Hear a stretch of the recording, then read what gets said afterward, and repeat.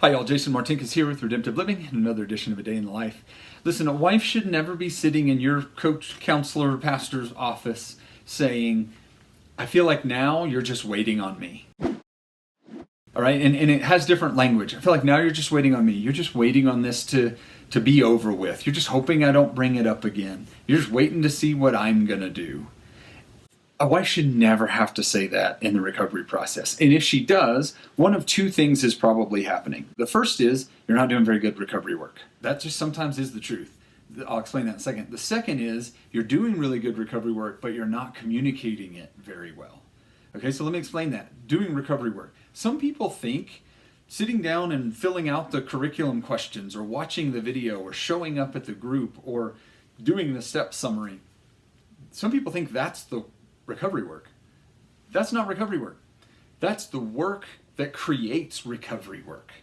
Okay, here's what I mean. Let's say that the work that you're doing is step work and you're on step 4 and you're doing an intense, fearless moral inventory.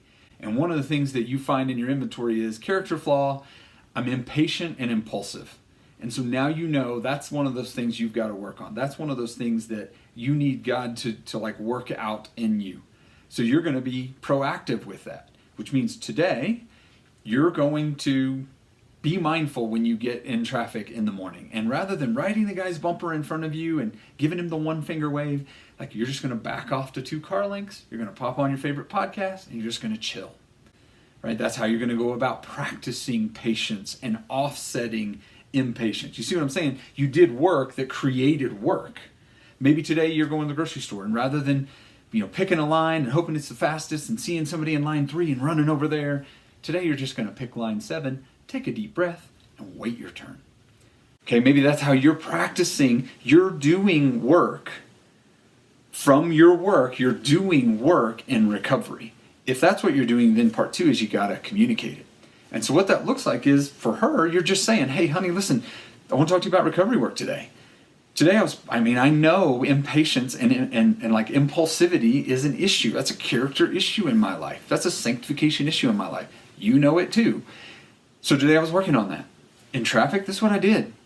I backed off the guy, had my cup of coffee, popped on a podcast. It was beautiful. Right? Today at the grocery store, I just sat in line 7, just took my time.